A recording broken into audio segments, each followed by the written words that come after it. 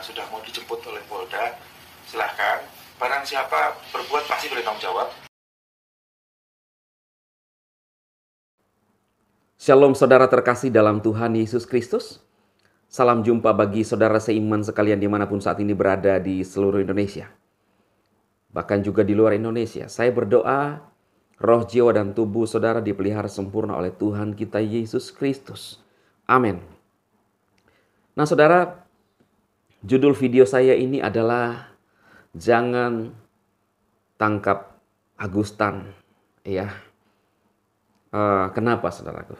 Nah, hari-hari ini viral Ustadz Agustan yang telah mengentuti Bible kita, saudaraku. Semalam saya melihat videonya, memang dia lagi sakit. Pada saat kemarin saya membahas bahwa dia sakit, ada yang berkomentar dia baik-baik saja. Tetapi tersebar video terbarunya setelah dia kentutin Alkitab, saudara. Ya. Kenapa di awal di judul video saya mengatakan tidak usah tangkap, saudara? Menurut saya pribadi, ketika saya lihat video itu, saya sangat kasihan. Dalam kondisi sakit, sempat disebutkan oleh seorang pria yang mengunjungi bahwa katanya akan dijemput Polda ya. Jadi kok aku sekarang juga posisi sakit, kita jenguk karena kita dengar sudah mau dijemput oleh Polda. Silahkan, barang siapa berbuat pasti bertanggung jawab. Kalau menurut saya tidak usahlah. Pak polisi tidak usah tangkap Ustadz Agustan. Biarkan saja, tanpa ditangkap pun sudah kasihan sekali hidupnya. Ya, saya mikir kepada istri dan anak-anaknya, khususnya anak perempuannya yang masih mempertahankan imannya. Bukan artinya saya nggak kasihan sama Ustadz Agustan, saya kasihan. Bahkan kita sebagai orang percaya, siapapun umat manusia, termasuk musuh-musuh kita harus mengasihi. Alkitab berkata, kalau kita hanya mengasihi orang yang mengasihi kita, apa bedanya kita dengan orang-orang yang tidak percaya kepada Kristus? Tetapi bedanya saudara adalah, ketika kita dimusuhi, kita harus mengasihi musuh kita. Dan orang lain tidak mampu melakukan itu. Saudaraku, apakah Ustadz Agustan ini termasuk golongan menghujat Roh Kudus?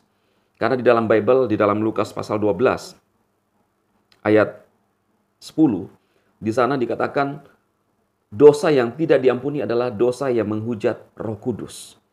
Ini benar-benar mengerikan, saudara. Dan saya tidak bisa menyimpulkan, saudara. Yang hanya bisa menyimpulkan itu adalah Tuhan. Karena Tuhan tahu apa yang dilakukan. Kalau kita manusia kan hanya bisa mempelajari dan mendengarkan bahkan apa yang disampaikan oleh Tuhan Yesus. Bahwa jangan menghujat Roh Kudus. Artinya menolak kekuasaan Tuhan lewat Roh Kudusnya, saudaraku. Tidak usah kita melakukan hal seperti itu. Yang menantang Tuhan. Yang mencobai Tuhan. Kasus Ustadz Agustan ini seperti drama Korea bersambung, saudara. Kenapa? Setelah dia mengentutin Alkitab, kemudian dia sakit. Karena ada permintaan dia mengatakan bahwa apakah 1 bulan saya akan mati. Pada saat dikunjungi oleh seorang bapak, lalu kemudian dia mencari Alkitab itu yang dikentuti. Terkesan bahwa hanya sampulnya doang, saudaraku. Ya, pada saat video itu. Tetapi mau sampulnya pada saat ditampilkan itu hanya klarifikasi. Yang paling penting adalah ketika Ustadz Agustan menyampaikan dari channelnya, dia berkata bahwa ini Alkitab saya kentutin. Bukan masalah sampulnya, tetapi pernyataan dia pada saat live video itu menarasikan itu Alkitab. Mau saudara sampulnya, tetapi sudah berbicara tentang Alkitab, firman Tuhan yang diyakini oleh orang Kristen, di dalamnya ada kebenaran. Itu sangat fatal. Mau saudara klarifikasi seperti apa? Ya. Jadi saudaraku, kita akan lihat di dalam Lukas pasal 12 kebenaran firman Tuhan. Tentang bahayanya ketika kita menghujat Roh Kudus. Supaya ini menjadi awasan bagi kita, saudara. Pengajaran khusus bagi murid-muridnya itu dalam Lukas pasal 12.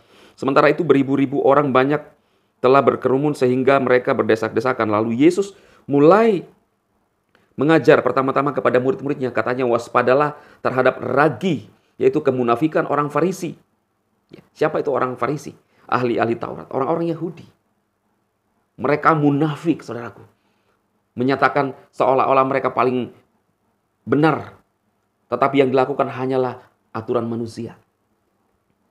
Tidak ada sesuatu pun yang tertutup yang tidak akan dibuka, dan tidak ada sesuatu pun yang tersembunyi yang tidak akan diketahui. Karena itu apa yang kamu katakan dalam gelap akan kedengaran dalam terang, dan apa yang kamu bisikkan ke telinga di dalam kamar akan diberitakan dari atas atap rumah. Di hadapan Elohim tidak ada yang tersembunyi, kata-kata apapun. Mau saudara seolah-olah mengatakan bahwa itu hanya sampulnya, tetapi pernyataannya pada saat lain itu Alkitab. Itu Tuhan tahu isi hati saudara. Dan ini ditonton oleh jutaan orang. Karena itu jangan pernah bermain-main dengan perkataan saudara. Ini kan kita lihat sekarang ini seolah-olah terjadi klaim siapa pemilik Tuhan yang benar. Tetapi kita lihat kepada buahnya. Kita lihat kepada buahnya, saudaraku. Lalu di dalam ayat yang ke-9, saudara. Tetapi siapa yang menyangkal aku di depan manusia, menyangkal siapa? Menyangkal Tuhan Yesus. Ia akan disangkal di depan malaikat-malaikat Elohim. Setiap orang mengatakan sesuatu melawan anak manusia, ia akan diampuni. Ya, perhatikan, kalau melawan anak manusia atau Yesus, dia bisa diampuni. Tetapi barang siapa menghujat Roh Kudus, ia tidak akan diampuni. Apabila orang menghadapkan kamu kepada majelis atau kepada pemerintah-pemerintah dan penguasa-penguasa, janganlah kamu khawatir bagaimana dan apa yang harus kamu katakan untuk membela dirimu, sebab pada saat itu juga Roh Kudus akan mengajar kamu dan apa yang harus kamu katakan. Kalau orang menghujat Roh Kudus tidak akan mendapat ampun selama-lamanya. Dosa kekal, saudaraku. Ya. Apakah Ustadz Agustan ini masuk kategori menghujat Roh Kudus? Kita tahu bahwa sebelum dia berpindah keyakinan, dia adalah seorang pendeta yang menyampaikan kebenaran. Lalu berbalik, saudaraku. Saya tidak bisa menyimpulkan.